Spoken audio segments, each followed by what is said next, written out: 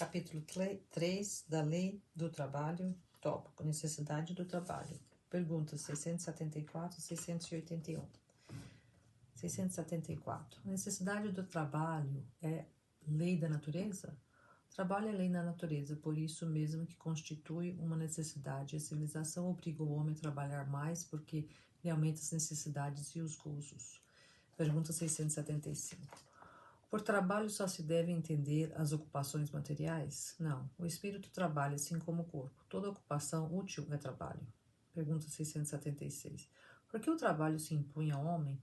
Por ser uma consequência de sua natureza corpórea. É expiação e, ao mesmo tempo, meio de aperfeiçoamento à sua inteligência. Sem o trabalho, o homem permaneceria sempre na infância, quanto à inteligência. Por isso é que seu alimento, sua segurança e seu bem-estar dependem do seu trabalho e da sua atividade. Em compensação, ao extremamente fraco de corpo, outorgou Deus a inteligência, mas é sempre um trabalho. Pergunta 677. Por que provê a natureza por si mesma a todas as necessidades dos animais? Tudo na natureza trabalha, como tudo trabalham os animais, mas o trabalho deles, de acordo com a inteligência de que dispõem, se limita a cuidarem da própria conservação.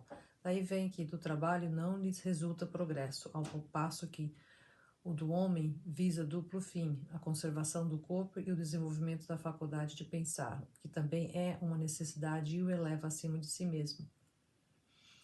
Quando digo que o trabalho dos animais cifra não cuidarem da própria conservação, refiro-me ao objetivo como que trabalham. Entretanto, provendo as suas necessidades materiais, eles se constituem conscientemente executores dos desígnios do Criador.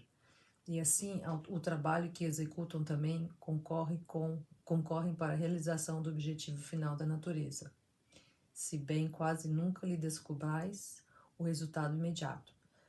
Pergunta 678. Nos mundos mais aperfeiçoados, os homens se acham submetidos à mesma necessidade de trabalhar? A natureza do trabalho está em relação com a natureza das necessidades. Quanto menos materiais são estas, menos material é o trabalho. Não deduzais daí, porém, que o homem se conserve inativo e inútil. A ociosidade seria um suplício e em vez de ser um benefício. Pergunta 679. Achar-se-á isento à lei do trabalho o homem que possua bens suficientes para lhe assegurar a existência?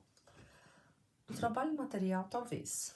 Não, porém, da obrigação de tornar-se útil conforme os meios de que disponha, nem de aperfeiçoar a sua inteligência ou a dos outros, o que também é trabalho. Aquele a quem Deus facultou a posse de bens suficientes a lhe garantirem a existência não está, é certo, constrangido a alimentar-se com o suor do seu rosto, mas tanto maior lhe é a obrigação de ser útil aos seus semelhantes, quanto mais ocasiões de praticar o bem lhe proporciona o adiantamento que lhe foi feito. Pergunta 680. Não há homens que se encontram em possibilidade de trabalhar no que quer que seja e cuja existência é, portanto, inútil? Deus é justo e, pois, só condena aquele que voluntariamente tornou inútil a sua existência, porquanto se vive a expensas do trabalho dos outros. Ele quer que cada um seja útil de acordo com as suas faculdades. Vide pergunta 643. Pergunta 681. A lei da natureza impõe os filhos a obrigação de trabalharem para seus pais? Certamente, do mesmo modo que os pais têm que trabalhar para seus filhos. Foi por isso que Deus fez do amor filial e do amor paterno um sentimento natural. Foi para que, por essa afeição recíproca, os membros de sua família se sentissem impelidos a ajudarem-se mutuamente, o que, aliás, com muita frequência se esquece na vossa sociedade atual. Vídeo pergunta 205.